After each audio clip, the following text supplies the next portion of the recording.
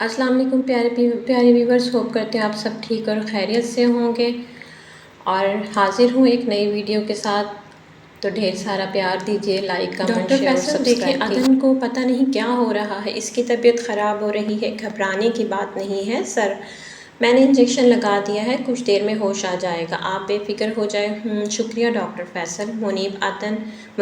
عدن نے منیب سے کچھ کہنا چاہا، چپ کر کے آرام کرو، ایک تو تم بھی نا بندے کو ایک دم ڈرا دیتی ہو، کہا بھی تھا زیادہ نہ بولو مگر تم ہو کہ سنتے ہی نہیں، ضدی کہیں کی۔ منیب نے عجیب سا منہ بنا کر کہا، انسان سب سے زیادہ ضد وہاں کرتا ہے جہاں اسے مان ہوتا ہے، اس کے ناز، اس کے نخرے اٹھانے والا کوئی ہے، لیکن ایک وقت آتا ہے وہ انہی عادتوں کی وجہ سے بہت اکیلا ہو جاتا ہے، جیسے میں ہوں۔ عدن نے اپنے بہتے آنسو بے دردی سے صاف کیے۔ اچھا آرام کرو، پھر جلدی سے پہلے کی طرح ٹھیک ہو جاؤ۔ آرام وہ کرتے ہیں جن کی زندگی میں کوئی پریشانی نہیں ہوتی۔ اچھا سو جاؤ اب چپ کر کے۔ اس سے پہلے عدن کچھ کہتی، منیب نے عدن کو آرام کرنے کا کہہ دیا۔ منیب نہیں چاہتا تھا عدن گزرے ہوئے پل پھر سے یاد کر کے پریشان ہو اور اس کی طبیعت مزید خراب ہو جائے۔ عدن نے خاموشی سے اپنی آنکھیں بند کر لیں۔ مجھے ماما سے ملنا ہے، زرنش اور میرب آپی سے ملنا ہے۔ مجھے پتہ ہے منیب مجھے نہیں ملوائے گا، مجھے خود کسی طریقے سے اس ہسپتال کے باہر نکلنا ہوگا۔ عدن سوچنے لگ گئی۔ منیب بھی عدن کی دوائی لینے گیا ہوا تھا، روم میں کوئی نہیں تھا۔ عدن نے اٹھنے کی کوشش کی، عدن سے اٹھا نہیں جا رہا تھا، بہت مشکلوں سے اٹھتے، چکراتے ہوئے، گرتے سنبھلتے ہوئے عدن وہاں سے اٹھی۔ صوفے پر شال پڑی ہوئی تھی جس پر عدن کی نظر پڑ گئی۔ عدن نے اٹھا کر نقاب کر لیا۔ منیب کے آنے سے پہلے عدن بہت مشکلوں سے سب کی نظروں سے خود کو بچاتے ہوئے ہسپتال سے نکلنے میں کامیاب ہو گئی۔ کچھ دیر یوں ہی چلتی رہی۔ عدن کے چہرے پر بہت زیادہ خوف طاری تھا، پیاس سے گلا خشک ہو گیا تھا، اس کی آنکھوں کے سامنے اندھیرا چھانے لگا۔ ابھی وہ گرنے کو ہی تھی کہ سامنے سے آنے والی سلور چمکتی ہوئی گاڑی کے ڈرائیور کی نظریں اس پر پڑیں۔ اس نے فوراً ہی اپنی گاڑی روکنے کی کوشش کی، پر اس کی گاڑی کا رخ اس کی جانب ہو گیا اور وہ گاڑی کے سامنے ہی گر پڑی۔ یہ کون بدتمیز لوگ ہیں، سڑک پر چلنے کی تمیز نہیں ہے ان کو، چلنے کی تمیز نہیں ہے ان لوگوں کو، گاڑی میں بیٹھے بندے نے کرخت لہجے میں کہا۔ سر میں دیکھتا ہوں، ڈرائیور نے گھبراتے ہوئے کہا۔ تو جاؤ نا، یہاں بیٹھ کر میرا کیا منہ دیکھ رہے ہو؟ جی سر، ڈرائیور گھبراتا ہوا عدن کے پاس آیا۔ عدن کو دیکھ کر ڈرائیور کو جھٹکا لگا اور وہ واپس مڑ کر اس بندے کی طرف بھاگا۔ سر ارجن، سر کیا مسئلہ ہے؟ ڈرائیور مجھے دیر ہو رہی ہے، اوپر سے تم نے گاڑی مار دی کسی کو، ارجن نے کرخت لہجے میں کہا۔ سر یہ تو عدن ہے، میجر غازان کی محبت، جس نے آپ لوگوں کی اہم فائل ISI والوں کو دے دی تھی۔ یہ اسی باس کی بیٹی ہے جس پر آپ لوگوں نے قاتلانہ حملہ کروایا تھا۔ شاباش ڈرائیور، اس کو ساتھ لے کر چلتے ہیں، یہ خبر رامداس سر کو بتاؤں گا، وہ مجھ سے خوش ہوں گے۔ ارجن کے چہرے پر شیطانی مسکراہٹ طاری ہو گئی۔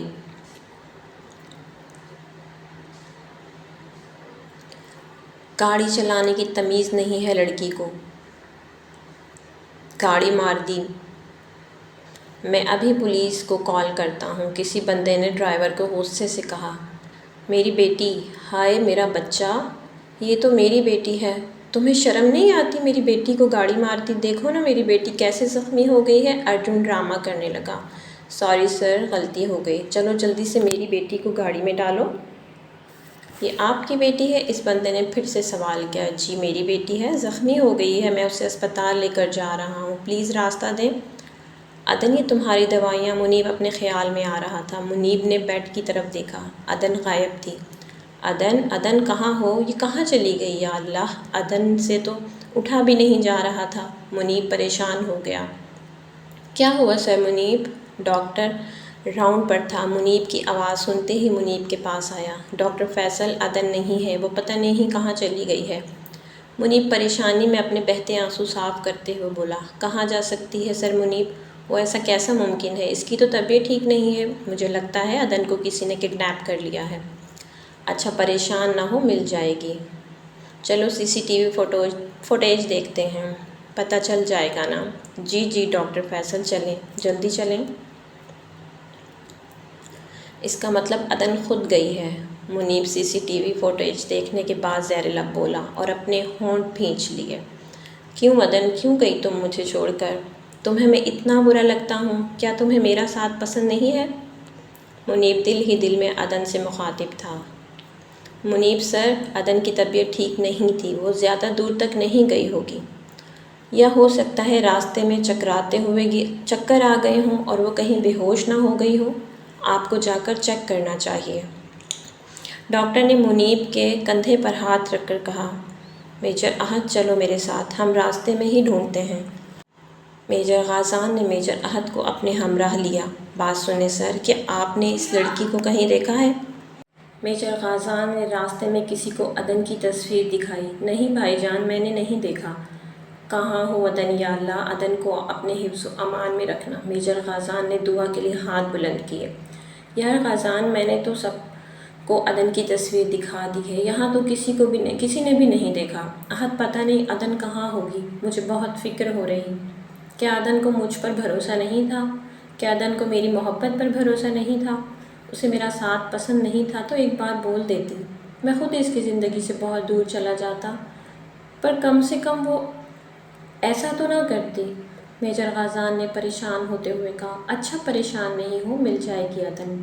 بھائی صاحب بات سنیں، آپ نے اس لڑکی کو کہیں دیکھا ہے؟ میجر غازان نے پاس سے گزرتے ہوئے کسی آدمی کو روک کے پوچھا۔ جی جی میں نے دیکھا ہے ان کو، یہ تو وہی لڑکی ہے۔ اس آدمی نے عدن کی تصویر کو غور سے دیکھا اور پھر میجر احد کی طرف دیکھ کر بولا۔ وہ کون؟ آپ نے اس کو دیکھا ہے؟ کہاں دیکھا ہے؟ پلیز جلدی بتائیں۔ ریلیکس غازان سر، تھوڑی دیر پہلے ان کا ایکسیڈنٹ ہو گیا تھا، سلور رنگ کی گاڑی تھی، پھر وہ گاڑی والے اس لڑکی کو اپنے ساتھ لے گئے۔ کیا عدن کا ایکسیڈنٹ ہو گیا؟ میجر غازان نے پریشان ہوتے ہوئے بولا۔ کون تھے وہ لوگ، آپ جانتے ہیں، جو اس لڑکی کو لے کر گئے؟ سر وہ کہہ رہے تھے کہ یہ ہماری بیٹی ہے۔ نہیں باس نہیں ہو سکتے، باس تو ابھی شہر سے باہر ہیں۔ احد پھر کون ہو سکتا ہے؟ غازان، احد چلو میرے ساتھ۔ میجر غازان نے میجر احد کا ہاتھ پکڑا اور گاڑی کی جانب لے گیا۔ احد کہیں را کے ایجنٹس تو نہیں جو عدن کو ساتھ لے کر چلے گئے؟ کیونکہ باس تو شہر سے باہر ہیں، اگر باس ہوتے، باس ہمیں بتا دیتے، مجھے لگتا ہے وہ راہ کے بندے تھے۔ ہو سکتا ہے، میجر احد سوچتے ہوئے بولے۔ میں جن سے عدن کو بچا رہا تھا، عدن ان کے پاس ہی چلی گئی۔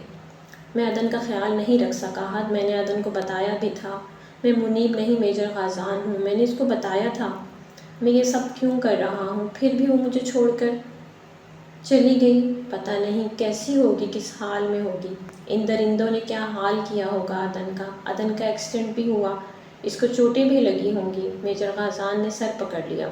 غازان، جب تم نے عدن کو حقیقت بتائی تھی وہ کوما میں تھی، پلیز یوں بدگمان نہ ہو۔ احد، عدن اپنی فیملی سے ملنا چاہتی تھی، اس نے مجھے کہا بھی تھا، میں نے کہا ایک بار تم ٹھیک ہو جاؤ میں چھوڑ آؤں گا تمہیں۔ ہو سکتا ہے غازان وہ اپنی فیملی سے ملنے کے لیے ہسپتال سے نکلی ہو، پر راستے میں چکر آ گئے ہوں، ایکسیڈنٹ ہو گیا ہو، بدقسمتی سے وہ راہ کے ایجنٹس کی گاڑی کے نیچے آ گئی۔ ابھی ویسے بھی کنفرم نہیں ہے عدن کس کے پاس ہے، پہلے کنفرم ہو جائے پھر کچھ کرتے ہیں۔ اٹھو شاباش، یوں ہمت نہیں ہارو، یوں پریشان ہو گئے تو عدن کو واپس کیسے لائیں گے؟ میجر احد نے میجر غازان کو چھوٹے بچوں کی طرح سمجھایا۔ یہ کہاں ہوں میں، یہ کس کا گھر ہے؟ عدن پریشان ہو گئی۔ ویلکم عدن ڈارلنگ، مبارک ہو، آپ کو ہوش آ گیا، کیسا محسوس کر رہی ہیں اب آپ؟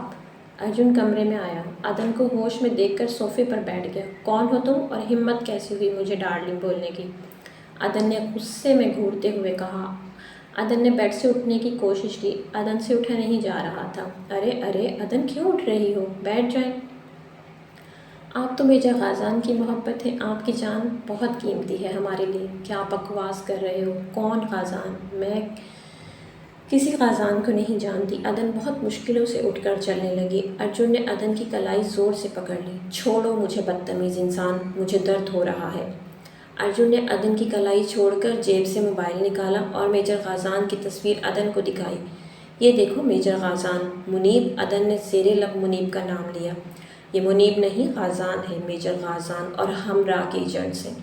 اس نے ہماری اہم فائل ISI کو دے دی جس میں ہمارے راز تھے۔ ہمیں خبر ملی تھی کہ تم شاپنگ مال جاؤ گی اور ہم اس دن تمہیں شاپنگ مال سے کڈنیپ کرنا چاہتے تھے تاکہ ہم ان کو بلیک میل کر سکیں اور وہ فائل واپس لے سکیں۔ پر پتہ نہیں خبر کیسے میجر غازان کو پہنچ کر وہ شاپنگ مال پہنچ گیا اور تمہیں وہاں سے لے گیا۔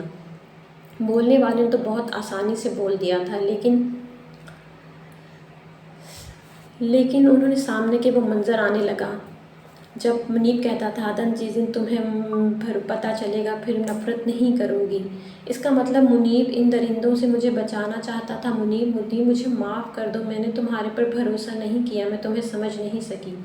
کیا بات ہے ٹائیگر، طبیعت تو ٹھیک ہے تمہاری؟ بلیک ٹائیگر کی سرخ آنکھیں دیکھیں تو پوچھنے لگا۔ بلیک ٹائیگر سر جھکا کر ایک ہاتھ سے اپنی پیشانی مسل رہا تھا اور چہرے پر چٹانوں جیسی سختی تھی۔ بلو کیٹ اٹھ کر ٹائیگر کے پاس آئی اور اس کے مضبوط ہاتھ پر اپنا ہاتھ رکھ کر دوبارہ پوچھا، ٹائیگر کیا ہوا؟ میں پوچھ رہی ہوں سب ٹھیک تو ہے نا؟ ٹائیگر اسی پوزیشن میں بیٹھا رہا۔ ٹائیگر کچھ پوچھ رہی ہوں، ٹھیک ہو نا تم؟ میں ٹھیک ہوں بلو کیٹ، بس تھک گیا ہوں۔ تم بیٹھ جاؤ۔ نہیں تم بتاؤ مجھے۔ نہیں تم جانتے ہو میں یہاں نہیں بیٹھوں گی، نہ ہی یہاں سے جاؤں گی، یہ مت بھولو، ہم اچھے دوست بھی ہیں۔ تمہیں کوئی مسئلہ ہے؟ پلیز مجھے بتائیں۔ بات ہی کچھ ایسی ہے، تمہیں پتہ ہے باس کی بیٹی کڈنیپ ہو گئی ہے۔ اس اغوا میں کس کا ہاتھ ہے اور اس ٹیم کا ماسٹر مائنڈ کون ہے؟ تمہیں پتہ چل گیا تو تمہارا بھی یہی حال ہوگا۔ بلو کیٹ چونک گئی اور ٹائیگر کی جان طرف ساکت نظروں سے دیکھنے لگی۔ ٹائیگر کچھ بھی بولے بغیر بلو کیٹ کا ہاتھ پکڑے اسے آپریشن روم میں لے آیا۔ بلو کیٹ نے یہاں آ کر جو سنا اور دیکھا اس کی ٹانگوں سے جان نکل گئی۔ تو اس سے پہلے میجر ہارون اور کیپٹن علیزے کو جس بے دردی سے شہید کیا گیا وہ تو بے خبری میں ہی چلے گئے۔ وہ نہیں جانتے تھے ان کی ماں کا اپنا بیٹا ہی غداروں کی صف میں شامل ہو گیا ہے۔ بلو کیٹ کی آنکھوں سے آنسو بہہ رہے تھے۔ ٹائیگر کی آنکھوں میں بھی اتری لہو کی سرخی چیخ چیخ کر اعلان کر رہی تھی، منزل قریب ہی ہے، یہ رونے کا وقت نہیں ہے، سوچو کہ کیا کرنا ہے۔ ٹائیگر مضبوط لہجے میں بولا تھا۔ تب تم نے میجر غازان کو بتایا؟ وہ اپنے آنسو پیتے ہوئے بولی۔ ان کا کام ہی ایسا تھا کہ انہیں اپنی زندگی کی پرواہ نہیں تھی، ان کا مقصد ان کی زندگیوں سے بھی زیادہ اہم تھا۔ وہ لمحے کیسے بھول سکتی تھی؟ کیٹ نٹکھٹ اور شرارتی علیزے اس کے روم میں آئی تھی اور آتے ہی اس کے گلے لگ گئی تھی۔ یار کیٹی تجھے پتہ ہے ہارون نے مجھے پرپوز کیا ہے، وہ اپنا رنگ والا ہاتھ اس کو دکھاتے ہوئے بولی تھی، اور وہ کہتا ہے علیزے انکار مت کرنا، جیسے ہی مشن مکمل ہوگا میں اپنی ماما بابا کو بھیجوں گا اور تمہیں ہمیشہ کے لیے اپنا بنا لوں گا۔ علیزے نے شرم سے سرخ ہوتے ہوئے اسے بتا رہی تھی۔ اس لمحے وہ اتنی حسین لگ رہی تھی کہ کیٹ کو اپنی نظریں ہٹانی پڑی اس کے چہرے سے، لیکن اس سے اگلے ہی دن ہارون دلہے کے اور علیزے دلہن کے روپ میں ہی CMH لائے گئے تھے۔ اس سے آگے کیٹ کچھ نہ سوچ سکی اور اپنے بہتے آنسو صاف کرنے لگی۔ وہ بس پہنچنے ہی والے ہیں، انہوں نے ہی کہا تھا کہ تمہیں بھی یہاں بلا لوں۔ ٹائیگر کیٹ کو پانی کا گلاس تھماتے ہوئے بولا۔ تو میرے پیارے ریڈرز، اگر اسٹوری اچھی لگی ہو تو کمنٹ باکس میں اپنی رائے کا اظہار ضرور کیجیے گا۔ لائک، کمنٹ، سبسکرائب اور شیئر کرنا تو بالکل مت بھولیے گا۔ Thank you so much.